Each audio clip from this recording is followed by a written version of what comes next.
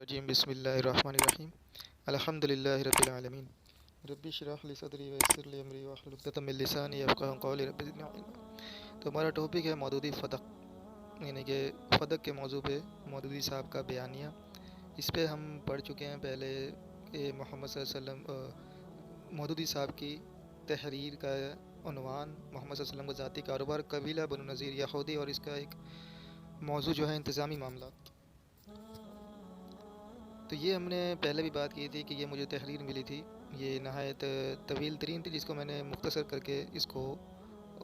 موضوعات میں تبدیل کیا۔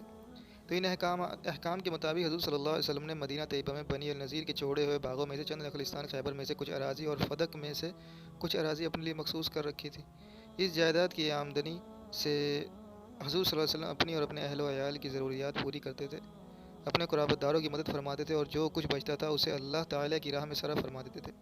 غور کیا جائے صاف سمجھ میں آتا ہے کہ ان دونوں ذرائع غنیمت اور فے، مطلب وہ اموال جو جنگ کی صورت میں حاصل کیے جاتے تھے، یا وہ اموال جو بغیر کسی قسم کے یہودیوں سے حاصل کیے گئے تھے، صرف رعب کے دبدبے کی وجہ سے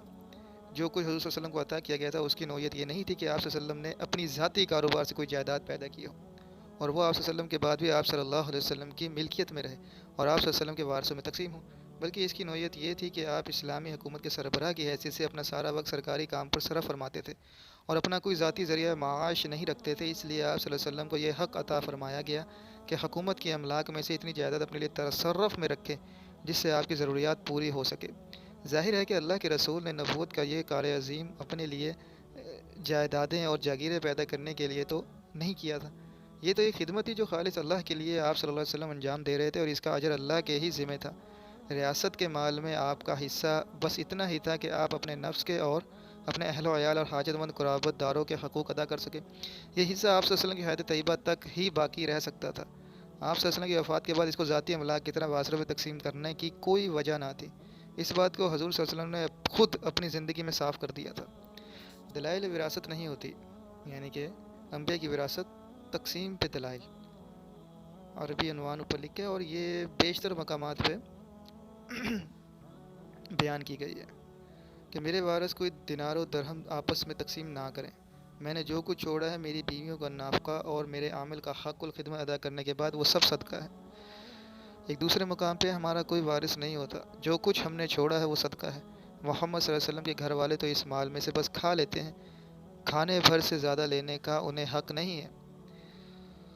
اللہ عز و جل کسی نبی کو بسر اوقات کے لیے جو کچھ دیتا ہے وہ اس کی وفات کے بعد اس شخص کے حوالے کر دیتا ہے جو اس کا جانشین ہو۔ اس مال کے متعلق حضور صلی اللہ علیہ وسلم کی یہ ہدایت کچھ خفیہ نہ تھی، بلکہ تمام جلیل القدر صحابہ کرام ان کو جانتے تھے۔ حضرت ابوبکر صدیق رضی اللہ عنہ، حضرت عمر رضی اللہ عنہ ہی تنہا اس کے راوی نہیں تھے، حضرت علی، حضرت عباس، حضرت عبدالرحمن بن عوف، حضرت سعد بن ابی وقاص، حضرت طلحہ، حضرت زبیر، حضرت عثمان، حضرت ابو ہریرہ، تمام ازواج مطہرات کی یہ شہادت نہایت مستند روایات سے ہم تک پہنچی ہیں کہ حضور صلی اللہ علیہ وسلم نے اپنے ترکے کی یہی نوعیت بیان فرمائی تھی۔ اس فرمان مبارک کے ہوتے ہوئے کون شخص یہ تصور کر سکتا ہے کہ حضور صلی اللہ علیہ وسلم کے خلفاء آپ صلی اللہ علیہ وسلم کی چھوڑی ہوئی جائیداد کے معاملے میں کوئی دوسرا فیصلہ کرنے کے مجاز ہو سکتے تھے؟ انشاءاللہ آگے یہ تو مقدمات، یعنی کہ مودودی صاحب کے معاملے میں بیانات تو ہم مکمل کریں گے ہی، لیکن اس کے ساتھ ساتھ ہم انشاءاللہ احادیث کے موضوع اور آیات کو بھی اس تحریر کے مکمل ہو جانے کے بعد وہ سلسلہ بھی شروع کریں گے جو نہایت فیصلہ کن ہوگا۔ اور فدق کے موضوع میں میرے پاس بہت روایات، احادیث، آیات موجود ہیں، تو ان کو انشاءاللہ شامل کیا جائے گا، اور جس حد تک بات ہو سکے گی وہ انشاءاللہ فدق کے موضوع پہ کی جائے گی۔ اور یہ بہت طویل ترین موضوع ہے، اللہ تعالیٰ سے امید ہے اللہ ہمیں توفیق دے اور حالات کو میرے لیے بہت سازگار بنائے کہ میں اپنا وقت اور اپنی نیت اور اپنے معاملات اور اپنے حالات کو دین کے اعتبار سے کرتے ہوئے دین کے معاملات کو ہی ترغیب دے سکوں۔ الحمدللہ رب العالمین۔